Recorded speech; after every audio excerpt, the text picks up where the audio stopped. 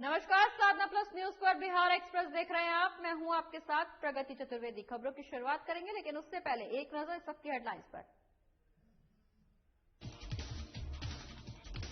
संगठन को मजबूती देने में जुटा जेडीयू। पंचायत चुनाव में अपने कार्यकर्ताओं को जिताने के लिए दे रहा ट्रेनिंग। जेडीयू के राष्ट्रीय अध्यक्ष आरसीपी सिंह ने की शुरुआत। असम में अब्दुल रहीम अजमल ने दिया विवादित बयान। दाढ़ी, टोपी और लुंगी पहनने वाले लोगों को सरकार बनाने का किया दावा। केंद्रीय मंत्री गिरिराज सिंह के बयान पर किया पलटवार। मधुबनी हत्याकांड को बीजेपी विधायक ज्ञानेंद्र सिंह ज्ञानू ने बताया दुर्भाग्यपूर्ण। बिहार सरकार से की मांग, फास्ट ट्रैक कोर्ट के माध्यम से दोषियों को हो फांसी। मधुबनी के बेनीपट्टी में एक ही परिवार के 5 लोगों की हुई हत्या। 5 लोगों की हत्या पर सियासत हुई शुरू। आरजेडी नेता मृत्युंजय तिवारी ने नीतीश सरकार को घेरा।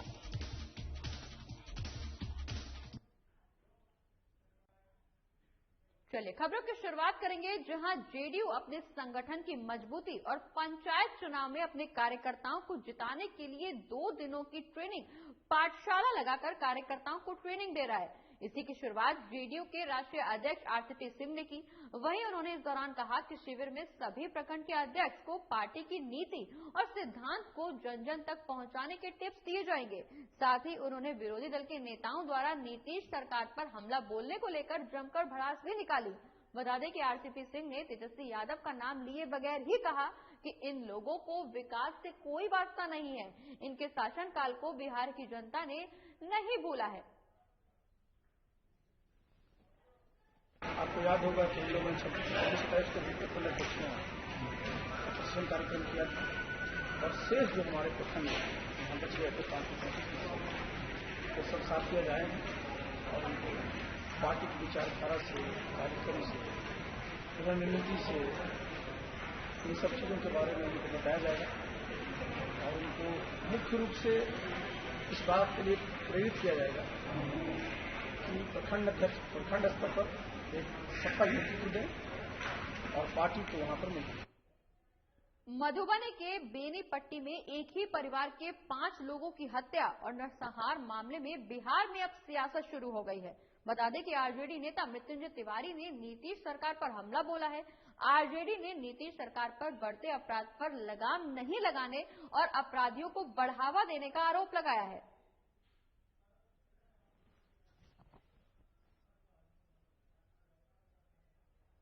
देखिए, बिहार में लगातार आपराधिक घटनाएं हो रही है और हद तो तब हो गई जब आज एक ही परिवार के लोगों को 4 लोगों को मौत के घाट उतार दिया गया घर में घुस करके।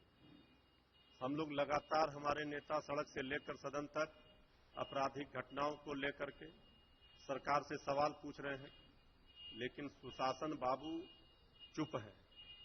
अपराधियों का तांडव हो रहा है, अपराधियों के कोहराम से बिहार की जनता करा रही है। ये जंगल राज नहीं, ये महाजंगल राज है। और जो लोग हम लोगों के सरकार के ऊपर सवाल खड़े करते थे, आज वो बताएं, जवाब दें कि ये क्या हो रहा है बिहार में। और अब बात पटना की करेंगे, जहां आरजेडी कार्यालय में आज जाप के 200 कार्यकर्ताओं ने राष्ट्रीय जनता दल का दामन थाम लिया है। वहीं पार्टी के प्रदेश अध्यक्ष जगदानंद सिंह ने सभी को पार्टी की सदस्यता दिलाई। साथ ही इस मौके पर प्रदेश अध्यक्ष ने साफ तौर पर कहा कि जो लोग सोचते हैं कि राष्ट्रीय जनता दल कमजोर है या फिर उनका संगठन कमजोर है, तो उन्हें पता होना चाहिए कि ये उनकी गलती है।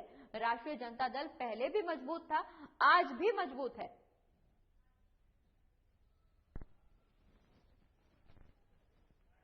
सर्वन कुमार सिंह के नेतृत्व में लगभग 200 लोग आज जनता दल, राष्ट्रीय जनता दल की सदस्यता ग्रहण करने के लिए आए हैं। हम उन सबका स्वागत करते हैं और हमारे प्रदेश के अध्यक्ष श्री जगदानंद सिंह जी उन सभी साथियों को सदस्यता दिलाएंगे और इन लोगों ने शपथ भी लिया है कि हम राष्ट्रीय जनता दल लालू यादव जी और तेजस्वी यादव जी के नेतृत्व में जो सामाजिक न्याय और सामुदायिक सद्भाव की लड़ाई राष्ट्रीय जनता दल जो लड़ रही है, उस लड़ाई में हम लोग सक्रिय रूप से भाग लेने का काम करेंगे। एआईयूडीएफ प्रमुख के बेटे अब्दुल रहीम अजमल ने विवादित बयान दिया है। रहीम ने यह दावा किया है कि वो दाढ़ी, टोपी और लुंगी पहनने वाले लोगों की सरकार बनाएंगे। अब्दुल रहीम अजमल के इस बयान पर केंद्रीय मंत्री गिरिराज सिंह ने पलटवार किया है। वहीं केंद्रीय मंत्री गिरिराज सिंह ने कहा कि असम में सब ये मंसूबा दिमाग से निकाल लें कि वहां दाढ़ी, टोपी और लुंगी की सरकार बनेगी। मोदी देश के प्रधानमंत्री हैं और उन्होंने देश में सबका साथ सबका विकास किया है। ये सनातन की धरती है। असम में धर्म की आड़ में कोई अराजकता नहीं फैला सकता। वहीं कोई असम को तोड़ने की कोशिश न करे। देश में सनातन संस्कृति और सबका साथ सबका विकास होगा। मैंने देखा है कि असम से कुछ लोगों ने कहा है कि दाढ़ी टोपी की सरकार बनेगी, दाढ़ी टोपी और लुंगी की सरकार। ये मंसूबा दिमाग से निकाल लें। मोदी देश के प्रधानमंत्री हैं जिन्होंने सबका साथ सबका विकास कहा। भारत के सनातन में जय श्री राम, हरे हरे की नारा लग रहा है देश में। ये हमारा सनातन की धरती है। ये धर्म की आड़ में असम में कोई अशांति नहीं फैला सकता। कोई असम को तोड़ने का ख्वाहिश न देखे। और अब बात मधुबनी की करेंगे, जहां 5 लोगों की हत्या को बीजेपी विधायक ज्ञानेंद्र सिंह ज्ञानू ने दुर्भाग्यपूर्ण बताया है। साथ ही उन्होंने ये भी कहा कि बिहार सरकार को जल्द से जल्द अपराधियों को गिरफ्तार करना चाहिए और फास्ट ट्रैक कोर्ट के माध्यम से दोषियों को फांसी की सजा देनी चाहिए।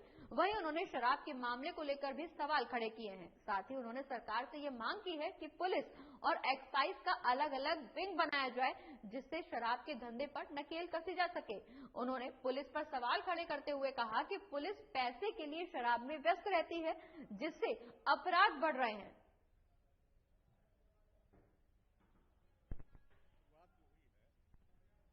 दुर्भाग्यपूर्ण है एक जाति के लोगों को इस तरह से बेरहमी से हत्या करना, राजपूत जाति के लोगों को इस तरह से बेरहमी से हत्या करना दुर्भाग्यपूर्ण है और प्रशासन के लिए भी ये है बहुत चुनौतीपूर्ण है। इतना जघन्य अपराध इस तरह का बिहार में तो नरसंहार टाइप का हो गया। इस तरह का होता नहीं था बिहार में, लंबे समय से ये सब नहीं हो रहा था, लेकिन फिर इस तरह की शुरुआत जो हुई है ये कहीं से भी क्षम्य नहीं है।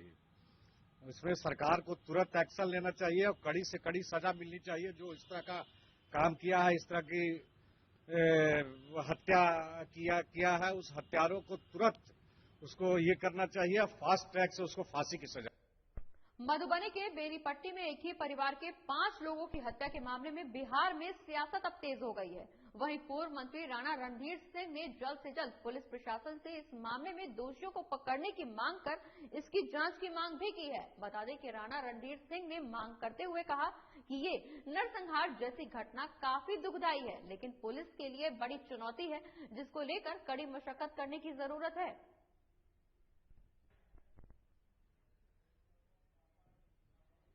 देखिए, प्रदेश में पुलिस के लिए नरसंहार जैसी घटना एक बड़ी चुनौती और ये बहुत ही दर्दनाक और दुखद घटना है। एक ही परिवार के 6 लोगों को इस तरह से गोलियों से भून देना, मैं समझता हूं कि बड़ी चुनौती है पुलिस के लिए, प्रशासन के लिए।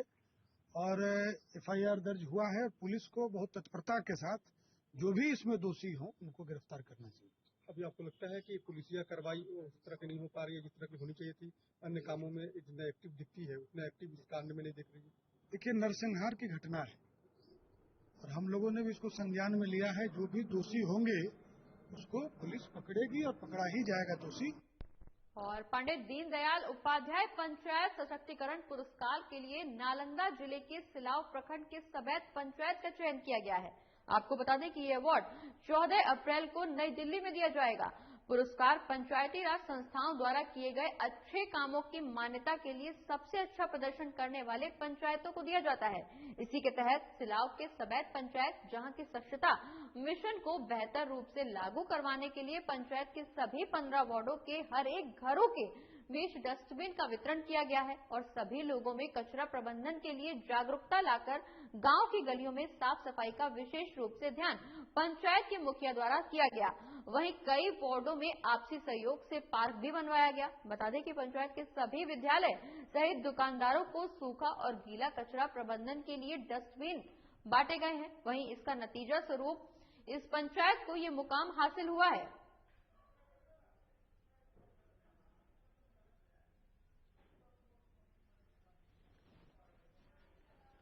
स्वच्छता के दृष्टिकोण से राष्ट्रीय पुरस्कार मिलने की बात शायद आई है। तो मैं तो इतना ही कहना चाहूंगा कि इसके लिए हमारी पंचायत की जनता ही मुबारकबाद का लायक है। उनका सहयोग था, उनका मेहनत था जनताओं का, जिसके कारण आज ये पंचायत इस मुकाम तक पहुंचा। और अगर जनता का सहयोग रहा भविष्य में भी तो कुछ और भी नई चीजें आएंगी पंचायत में। इसलिए कि मेरे पंचायत की जनता बहुत एक्टिव है, समझदार है। हमने तो कोई पंचायत का न दौरा किया है और न हमने इसको समीक्षा की है, लेकिन आप लोगों के माध्यम से जो जानकारी प्राप्त हो रही है, निश्चित रूप से लोगों को स्वच्छता के प्रति जागरूक करना चाहिए, स्वच्छता को जीवन में अपनाना चाहिए। अगर सुखी रहना चाहते हैं, निरोग रहना चाहते हैं तो निश्चित रूप से स्वच्छता को अपनाने की जरूरत है। और अगर उन पंचायतों को सचमुच वहां स्वच्छ वातावरण है, गंदगी से दूर है वो पंचायत, तो निश्चित रूप से वहां के जनप्रतिनिधियों को सम्मानित किया जाना चाहिए, लेकिन इसकी समीक्षा भी ठीक से किया जाना चाहिए।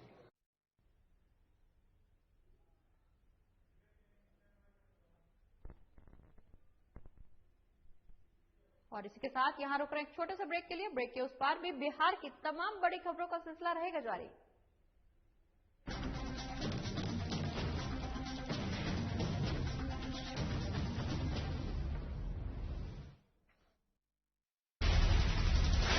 बिहार झारखंड के साथ देश दुनिया की हर बड़ी खबर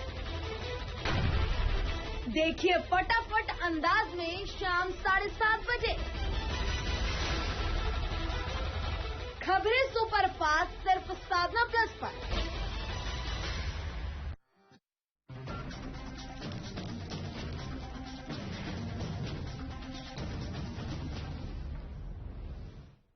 और ब्रेक के बाद बिहार एक्सप्रेस में एक बार फिर से स्वागत है आपका। खबरों में आगे बढ़ेंगे और अब बात मधुबनी की करेंगे, जहां 5 लोगों की हत्या और जहरीली शराब से मौत का मामला सामने आया है, जहां आरजेडी प्रदेश अध्यक्ष जगदानंद सिंह ने मृतक के परिजनों से मिलकर अफसोस जताया है।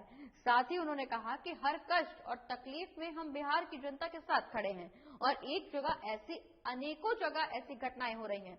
दरअसल बिहार में सरकार सभी वर्गों के साथ ज्यादती कर रही है और अब उनकी ये ज्यादती विधानसभा तक पहुंच गई है।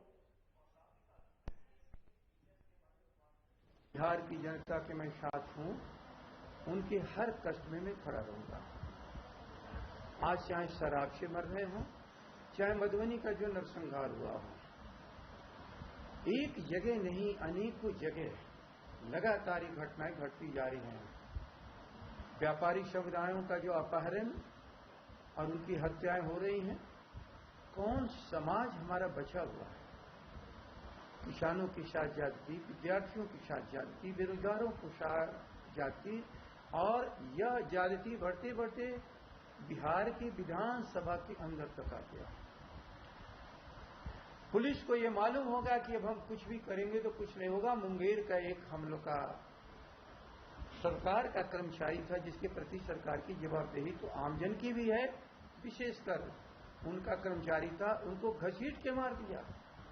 बिहार में कोरोना एक बार फिर अपने पैर पसार रहा है और मधेपुरा में भी कोरोना के मामले हर रोज सामने आ रहे हैं। वहीं मेडिकल कॉलेज के अधीक्षक ने इस दौरान बताया कि मधेपुरा जननायक कर्पूरी ठोकर मेडिकल कॉलेज में अब तक 4 कोरोना मरीजों का इलाज जारी है, जिसमें से 3 मधेपुरा के और 1 पूर्णिया जिले का है। वहीं सभी इस दौरान खतरे से बाहर हैं। अभी 4 मरीज भर्ती हैं आज के डेट में, चारों अभी स्टेबल हैं और जांच में जो भी पाए जाते हैं, कल 2575 जांच किए हैं हम लोग, इसमें 1 पॉजिटिव मधेपुरा का मिला है और 2574 निगेटिव है। जो 4 मरीज हैं सर, वो मधेपुरा के या बाहर से आए हैं? 1 पूर्णिया के हैं, 3 मधेपुरा। कोरोना की स्थिति हमारे यहाँ अभी 4 मरीज भर्ती हैं आज के डेट में, चारों अभी स्टेबल हैं और जांच में जो भी पाए जाते हैं, कल 2575 जांच किए हैं हम लोग, इसमें 1 पॉजिटिव मधेपुरा का मिला है और 2574 निगेटिव है। जो 4 मरीज हैं सर, वो मधेपुरा के या बाहर से आए हैं? 1 पूर्णिया के हैं, 3 और अब बात बेगूसराय की करेंगे, जहां आज अपनी गाय अपना इलाज कार्यक्रम को बढ़ावा देने के लिए विश्व हिंदू परिषद के गौरक्षा केंद्रीय संगठन प्रभारी खेमचंद्र बेगूसराय पहुंचे, जहां उन्होंने बेगूसराय सदर अनुमंडल स्थित गौशाला में एक प्रेस कॉन्फ्रेंस की। वहीं इस प्रेस कॉन्फ्रेंस के माध्यम से गौ पालन से होने वाले फायदों को बताया गया। वहीं इस दौरान खेमचंद्र ने कहा कि आज आत्मनिर्भर भारत की दिशा में गौ पालन सबसे बड़ा आधार है और इससे बेरोजगार लोगों को रोजगार भी मिल रहा है। साथ ही उन्होंने वैध और अवैध तरीके से हो रहे गौ हत्या का भी विरोध किया और कहा कि पूरे देश में कत्लखानों को बंद किया जाना चाहिए।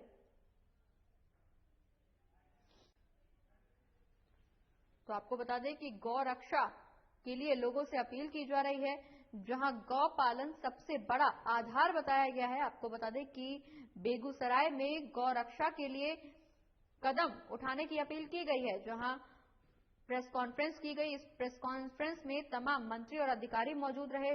इस दौरान लोगों से गौ रक्षा की अपील की गई। साथ ही ये कहा गया कि गौ पालन सबसे बड़ा आधार है।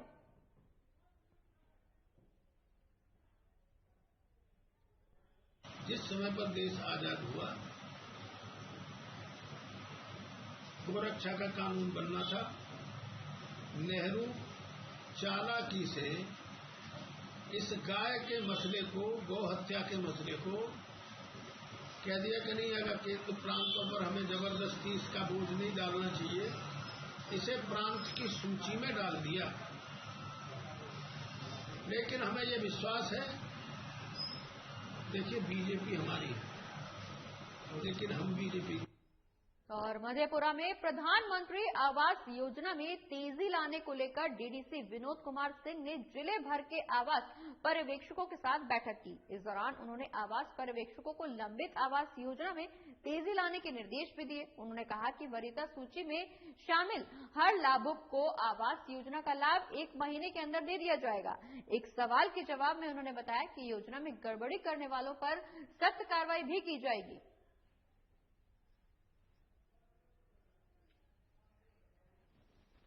नगर परिषद का घोर लापरवाही सामने दिख रहा। आईएसडीपी योजना के अंतर्गत आने वाला आवास आवंटन 1950 घर हुआ था।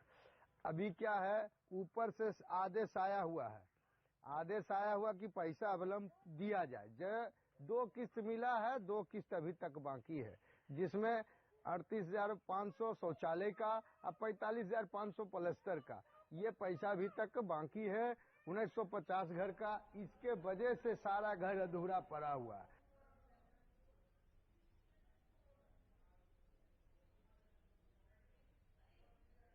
तो आपको बता दें कि पीएम आवास योजना में तेजी लाने के लिए डीडीसी ने निर्देश दिए हैं, जहां डीडीसी ने बैठक की है। आपको बता दें कि इस दौरान पीएम आवास योजना में तेजी लाने के निर्देश दिए गए हैं। इस दौरान उनका कहना रहा कि हर लाभुक को इस योजना का लाभ मिलना चाहिए। देश में दूसरे सबसे बड़े फिजिकल मॉडलिंग रिसर्च सेंटर का निरीक्षण करने बिहार सरकार के जल संसाधन विभाग के मंत्री संजय कुमार झा पहुंचे और इस मौके पर जल संसाधन विभाग के प्रधान सचिव Sanjeev Hans, engineer in chief Rajesh Kumar, Virpur के चीफ इंजीनियर मनोज रमन के साथ कई लोग भी मौजूद रहे। वहीं मीडिया से बातचीत करते हुए मंत्री संजय कुमार झा ने बताया कि इस रिसर्च सेंटर के बनने के बाद कोसी समेत देश की सभी नदियों से संबंधित जांच पुनरीक्षण का काम वीरपुर में किया जाएगा और इससे रिसर्च के छात्रों को भी इसका फायदा मिलेगा। बात ये है कि ये दुनिया में 4-5 जगह ये बना हुआ है, भारत ही नहीं तो वो बन रहा है। भारत में एक जगह है पूना में, अभी भी कोसी का मॉडल लगा हुआ है पूना में। जब कुसहा टूटा तो उस समय भी जाके स्टडी कराना पड़ा पूना में, हुआ वीरपुर में, कुसहा में हुआ। अब आप उसका स्टडी मॉडल करने चले गए वहां पुणे में, तो ये काम शुरू हो गया है वर्ल्ड बैंक में। पहले तो और डिले इसमें भी हुआ कि इसका टेंडर नहीं फाइनल हो रहा था। अगली खबर बेगूसराय से है, जहां विधानसभा क्षेत्र के विधायक कुंदन कुमार सिंह ने आज एक प्रेस कॉन्फ्रेंस का आयोजन किया। साथ ही प्रेस कॉन्फ्रेंस के दौरान उन्होंने अपने विधानसभा सत्र में उठाए गए सवालों को मीडिया के सामने रखा। कुंदन कुमार सिंह ने कहा कि पॉलिटेक्निक कॉलेज का निर्माण कार्यों पर सालों से लंबित था। इसके लिए उन्होंने विधानसभा में जब सवाल उठाए तो संबंधित विभाग ने उन्हें आश्वासन दिया। तो वहीं किसानों से संबंधित बड़ी समस्या जो घोड़ परास को लेकर हो रही है, इस संबंध में उन्होंने कहा कि आज बेगूसराय ही नहीं बिहार के किसानों के लिए परेशानी का सबब बनता जा रहा है और लगातार किसानों की फसल को नष्ट किया जा रहा है। वहीं इस संबंध में विधानसभा में सवाल उठाने के बाद प्रखंड स्तर पर 200 घोड़ परास को मारने की अनुमति दी गई है। वहीं जिला स्तर से 500 को मारने की अनुमति सरकार के द्वारा दी गई है।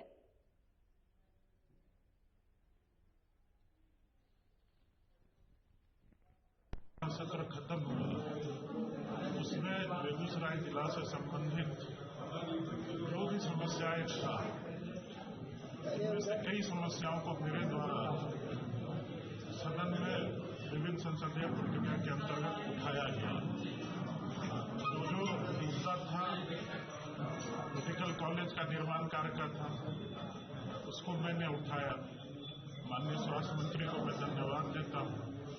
आवेदन उन्होंने 3.3 करोड़ रुपया आवंटन कर दिया।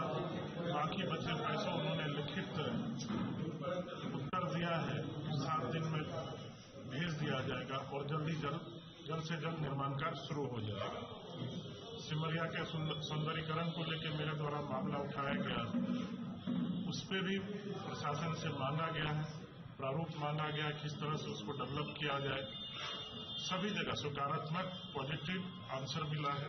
जयमंगला घर के सौंदर्यीकरण का मुद्दा मैंने विधानसभा में उठाया। पश्चिम बिहार का दर्जा पहले ही मिल चुका है। मंदिर और जो हमारा झील है, दोनों का सौंदर्यीकरण के लिए।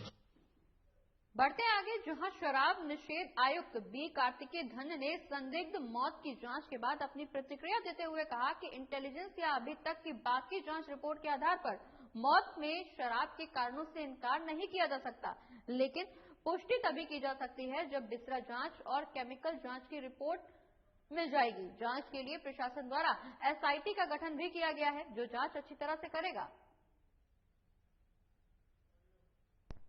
के बेसिस पर समीक्षा के आधार पर रेड हुए, सर्च हुए, उसके आधार पर जो भी बातें सामने आई हैं, उससे एक बात यह प्रतिक्रिया ये लगता है कि यह जो डेथ हुई है उसमें कहीं न कहीं से कोई स्पूरियस लीकर की बात की संभावना हो सकती है।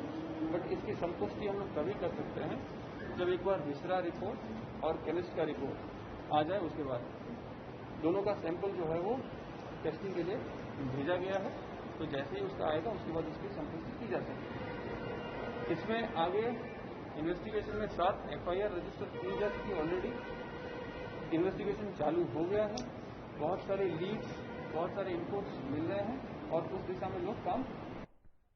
और सहरसा में लगातार चोरों का आतंक जारी है, जहां चोरों ने एक ही दिन में शहर के 2 अलग अलग जगहों पर चोरी की वारदात को अंजाम दिया। ताजा मामला सदर थाना क्षेत्र के Laxmi Nagar ward number 1 Buddha public school के पास का है, जहां चोरों ने एक बंद पड़े घर को अपना निशाना बनाया।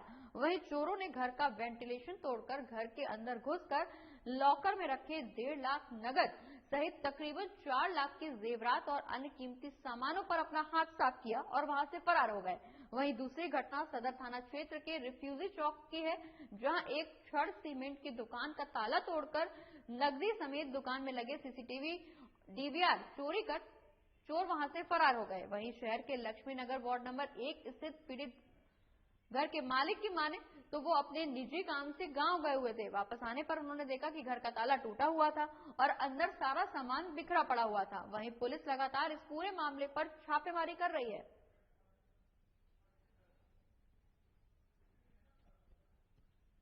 दुकान को 2 बजे बंद किए हैं, उसके बाद घर गए हैं। मेरी सिस्टर का कल था फलदान बख्तियारपुर में। कल हम लोग बख्तियारपुर गए थे फलदान करने के लिए और बख्तियारपुर से हम लोग रात में 12 बजे लौटे हैं। 12 बजे लौटे के बाद इधर से दुकान होते हुए गए, तभी तक दुकान मेरा सुरक्षित था। और सुबह जब 6:30 बजे आज दुकान खोलने के लिए आते हैं, देखते हैं पीछे का गेट टूटा हुआ है और मेरी दुकान का गला वो सब छितरा हुआ है। गला में रखा हुआ 2000 का कैश का चोरी हुआ है। दुकान का LCD चोरी हो गया है। दुकान का एक कैमरा चोरी हुआ है वाईफाई चोरी हुआ है, DVR चोरी हुआ है, लगभग 25-30 हजार रुपया का चोरी हुआ है। अंदर ढुक करके अलमारी लॉकर को तोड़ते हुए उसमें से लगभग समथिंग 1.5 लाख के आसपास रुपया और 4 लाख से प्लस में जेवर और 1.5-2 लाख का कपड़ा वो पूरा खाली करके चले गया है। 1 बाई 1.5 का वेंटिलेटर है, उससे आया हुआ है। आप लोग गए हुए कहाँ थे? हम 2 रोज के लिए मात्र गांव गए थे, जबकि गांव मेरा 10-12 किलोमीटर पीछे पड़ता है। वहां पर हम गए थे, वो जमीन का पुनः हम लोग का बंटवारा था, अपने उसी में गए हुए थे। आज जब सवेरे हम यहाँ पहुंचते हैं 10 बजे, पूरा परिवार गए हुए थे न, हम 2 आदमी पति पत्नी यहाँ रहते हैं, बेटे उल्टे रहते हैं, पति पत्नी रहते हैं, पति पत्नी गए थे। और जैसे ही 10 बजे हम आते हैं यहाँ पर देखते हैं पूरा तोड़ा हुआ अस्त व्यस्त अवस्था में, और बहुत इससे हमको पुलिस को सूचना दिए थे। हाँ, पुलिस को सूचना दे दिए हैं, अभी आने के बाद दे दिए हैं। पुलिस भी यहाँ पहुंच भी गया कुछ पुलिस। बढ़ते हैं आगे और अब बात दरभंगा की करेंगे, जहां एयरपोर्ट से एक युवक को 3 जिंदा कारतूस के साथ पकड़ा गया है। बता दें कि आरोपी की पहचान अलीनगर थाना क्षेत्र के अस्कौल गांव निवासी रामविलास के रूप में की गई। उसके पास से 7.62 mm के 3 जिंदा कारतूस भी बरामद किए गए हैं। वहीं रामविलास मुंबई की फ्लाइट पकड़ने हवाई अड्डे पहुंचा था। बोर्डिंग से पहले उसके सामान की स्कैनिंग के दौरान सुरक्षा कर्मियों ने उसे कारतूस के साथ पकड़ा। वहीं कारतूस उसके बैग के अंदर एक छोटे से पैकेट में रखा हुआ था। बता दें कि आरोपी को पकड़ने के बाद हवाई अड्डे के सुरक्षा कर्मियों ने उसे सदर थाने के हवाले कर दिया। वहीं पुलिस सूत्रों के मुताबिक आरोपी युवक दरभंगा से मुंबई और वहां से दुबई जाने वाला था। वहीं पूछताछ में बरामद कारतूस के संबंध में आरोपी ने कोई स्पष्ट जवाब नहीं दिया है। उसने बस इतना ही बताया कि कारतूस उसे एक दोस्त ने दिया था, जिसे वो गलती से अपने साथ लेकर चला आया।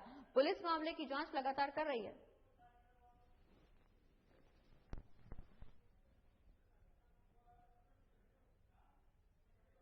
उनकी स्क्रीनिंग के दौरान सामान में बैग में 3 गोली बरामद हुई थी, लाइव कार्ट्रिज थे। इससे उनको कस्टडी में लिया गया है, केस दर्ज किया गया है और उनके घर की तलाशी ली गई है। आपराधिक इतिहास का पता लगाया जा रहा है, उनसे पूछताछ की जा रही है कि गोली बैग में गोली बरामद हुई है। और इनके घर के आसपास में स्थानीय लोगों से भी सूचना संकलन किया जा रहा है। कहाँ के रहने वाले? ये अलीनगर थाना क्षेत्र के रहने वाले हैं। जानकारी का काम करता है। अभी तक ऐसी कोई जांच अभी तक स्पष्ट नहीं हुई है। अनुसंधान के क्रम में स्पष्ट होगा तो जरूर आप लोगों को जानकारी दी जाएगी।